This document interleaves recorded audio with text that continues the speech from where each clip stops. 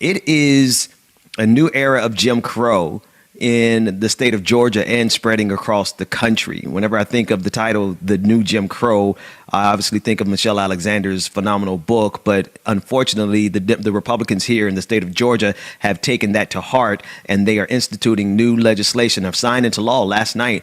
Brian Kemp signed into law oppressive voter suppression legislation that absolutely is aimed at stopping African Americans from keeping this state blue now that we have turned the state blue in the special election on January 5th, as well as the general election back in November. Republicans in Georgia passed sweeping election bills into law Thursday, making it the first presidential battleground to impose new voting restrictions following President Joe Biden's victory in the state. The new law imposes new voter identification requirements for absentee ballots, empowers state officials to take over. This is the take over election, local election boards, limits the use of ballot drop boxes, and makes it a crime to approach voters in line to give them food and water. Now, a lot of these restrictions that they're implementing go against what they actually put into place themselves to help them in previous elections. But once black voters begin using these same policies to win in 2020, Republicans in the state said enough. Video was taken while Georgia Governor Brian Kemp was holding a press conference to sign the bill Thursday, and it shows Georgia Representative Park Cannon knocking on the door of Kemp's office and then being led away from the rotunda at the state capitol in handcuffs. Let's take a look at this footage. Why does she have to step back?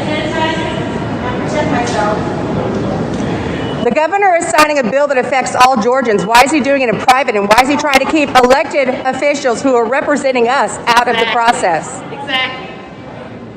I know you don't have any control over anything other than suppressing people's right to vote and using your guns and your abilities to talk. Yeah, you said you give her one more time, like you're going to do something. Are you serious? No, you are not. No, she's not under arrest. What is For what? Under arrest for what? For trying to see something that our governor is doing? Our governor is signing a bill that affects all Georgians, and you're going to arrest an elected representative. Why does the governor have more power than a representative? Why are you arresting Why are you arresting her? That's what I'm asking. Stop arresting her. Why are you arresting Why? her? Why are you arresting her? Cite the violation. Cite the code. What is she in violation of? I want you to cite the code. Cite the code. What did she do? What did she do? What did she do? What did she do? What did she do? Excuse me, what did she do? What did she do? What did she do? What did she do? What did she do? What did she do? That will affect all Georgians, and you are choosing. Why is she getting arrested? An elected official. You have to let me say something. We sit here every single day and we defend these bad bills, like SB 202. And all we asked is for her to be able to see them sign a bill that is signing our rights away. And you arrested her. She did not touch anybody. She did not say any slanderous words to any of these standards. But you're going to tell me that you arrested a sitting state representative for nothing. She didn't do anything but knock on the governor's door. I'm done. I'm so done. I'm so done. Protect and serve who? That's the question. Protect and serve who? Apparently, they're here to protect and serve the new Jim Crow that is being instituted not only in the state of Georgia, but Republicans and conservatives are trying to institute it across the country. Georgia State Patrol said in a statement that Representative Cannon was beating on the door to the governor's office, and when instructed to stop, continued onto the governor's ceremonial office door marked with a, quote, governor staff only sign, and knocked on that door. Representative Cannon refused. This is a statement from them. Representative Cannon refused to stop knocking on the door and was placed under arrest and escorted out of the Capitol. She was charged with 2 felonies: felony obstruction and preventing or disrupting General Assembly session. Attorney Gerald Griggs told the media he is representing her. On Twitter, he posted a section of Georgia's Constitution which states that members of both Georgia's houses shall be free from arrest except for felony treason or breach of peace. After getting arrested for I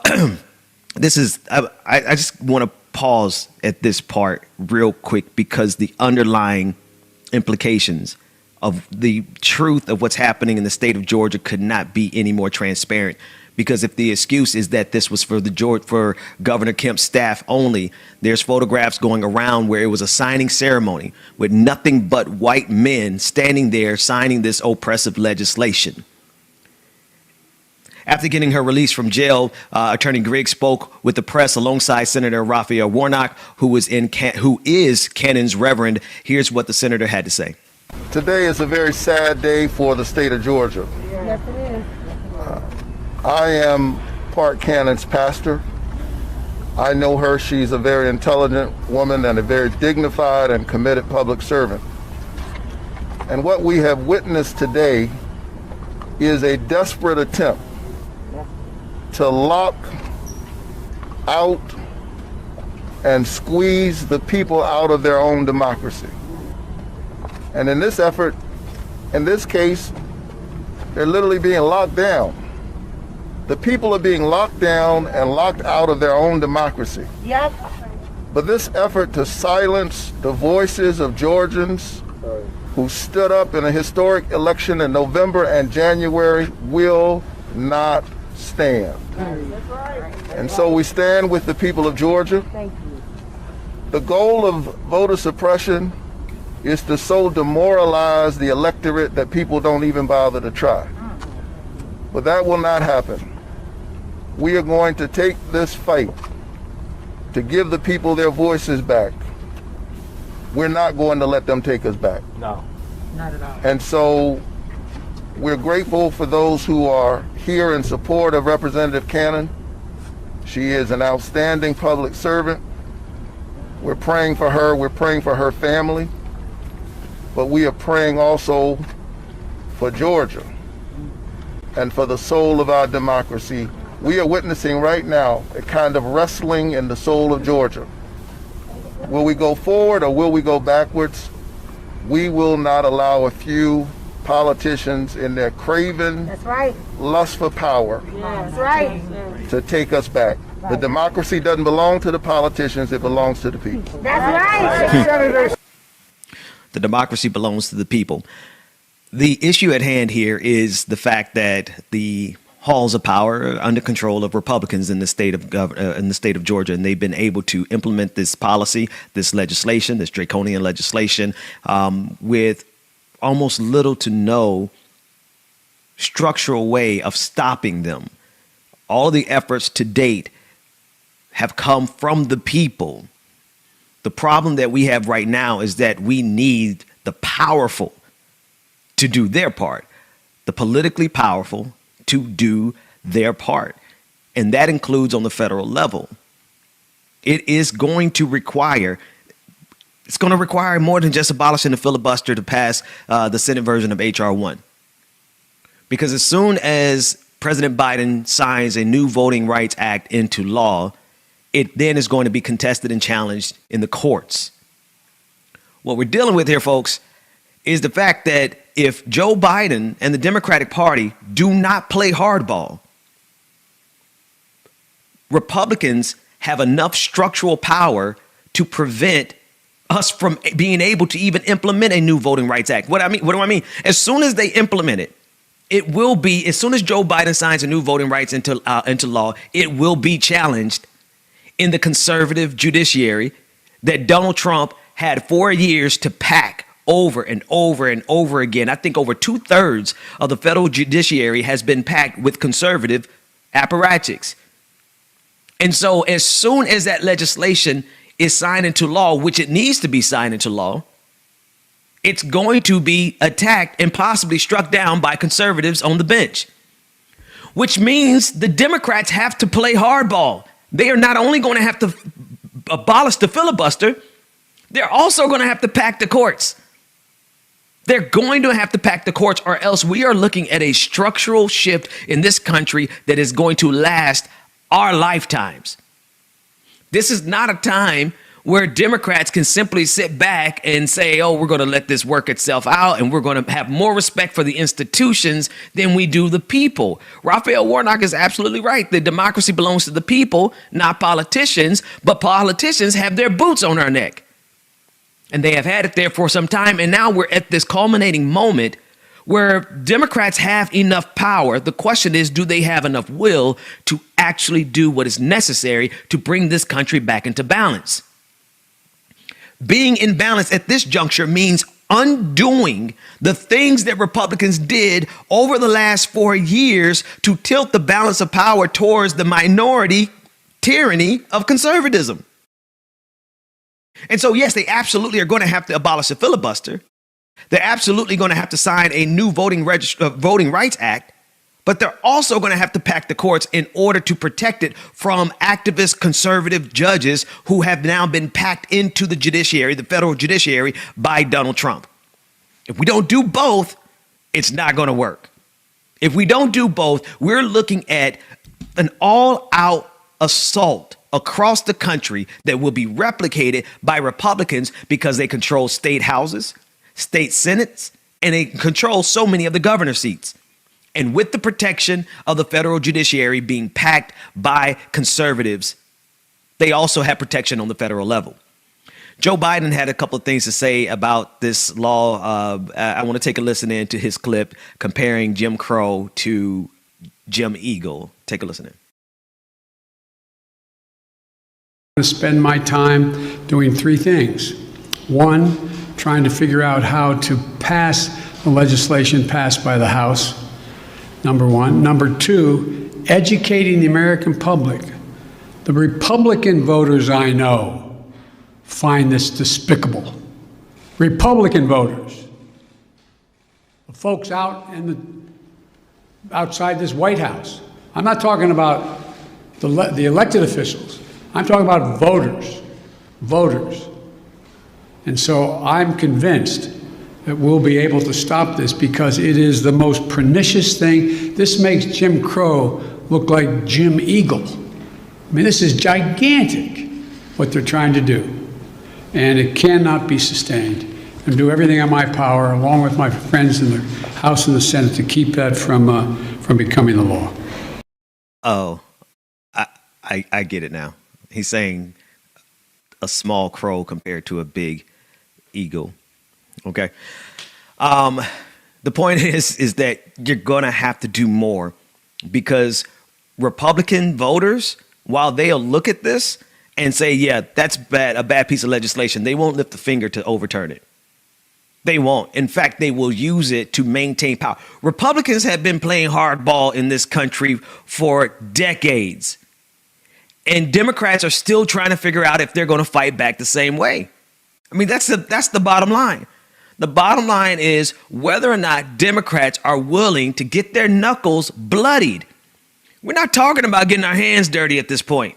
We're talking about, are you going to get your knuckles bloodied in order to fight back against the onslaught that has been coming from Republicans for 40 years? The problem is that too many Democrats have more respect for the institutions. The institution of the filibuster, which is not constitutional, but is deeply rooted in racism in this country. Democrats have more respect for that than they do the will of the people. Democrats have more respect for the idea that the way the judiciary is right now is somehow how it has always been, when that is factually untrue. They ignore their power to do constitutionally, to use the constitutional power to arrange the courts as they see fit, based on the will of the people. And the people are screaming at the top of our lungs. In fact, we don't have anything else to say. That's the thing. There's nothing left to say in terms of trying to convince people, in terms of trying to rationalize with them, in terms of trying to negotiate with them. You cannot be rational with irrational people. You cannot negotiate with ideological terrorists like Republicans. You simply cannot. And we've seen that this, as soon as black people stood up and said, here we are in the state of Georgia, we want to go in a different direction, They doubled and tripled down on voter suppression. And so they said never again. So the real question is not who's going to talk about it. I mean, I hate to use the phrase, but who's actually going to be about it? Who's actually going to fight on behalf of the people, which is going to require you abolishing the filibuster and packing the courts. And if we're not talking about abolishing the filibuster and packing the courts, you're not really talking about anything. You're not.